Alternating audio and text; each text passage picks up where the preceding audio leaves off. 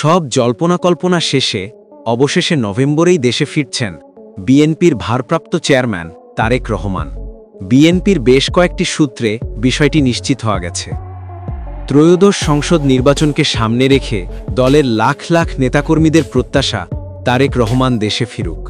নির্বাচনে দলের পক্ষে মুখ্য ভূমিকা রাখবেন তিনি, এমন প্রত্যাশাই সবার। তারেক রহমানও দেশে আসার সিদ্ধান্ত নিয়েছেন। তার বিরুদ্ধে দায়ের হওয়া মামলাগুলো থেকে তাকে খালাস দেওয়া হয়েছে। তার দেশে ফিরতে কোনো বাধা নেই। তারেক রহমানের দেশে ফেরা উপলক্ষে বিএনপির পক্ষ থেকে একটি নিরাপত্তা কমিটি করা হয়েছে। সেই কমিটির একজন সদস্য জানান, 23 নভেম্বর দেশে ফেরার সম্ভাব্য সময় ধরে ভারপ্রাপ্ত চেয়ারম্যানের জন্য নিরাপত্তা ব্যবস্থা ঢেলে সাজাচ্ছি। সরকারের সঙ্গে সমন্বয় করে সব কাজ করা হচ্ছে।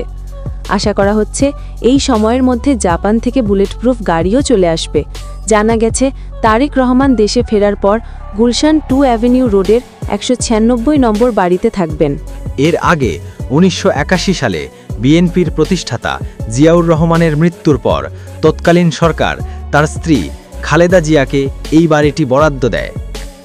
25 নভেম্বর এক সংবাদ সম্মেলনে বিএনপির স্থায়ী কমিটির সদস্য সালাহুদ্দিন আহমেদ জানান, বিএনপির ভারপ্রাপ্ত চেয়ারম্যান তারেক রহমান আগামী নভেম্বরের মধ্যেই দেশে ফিরবেন বলে আশা করছি।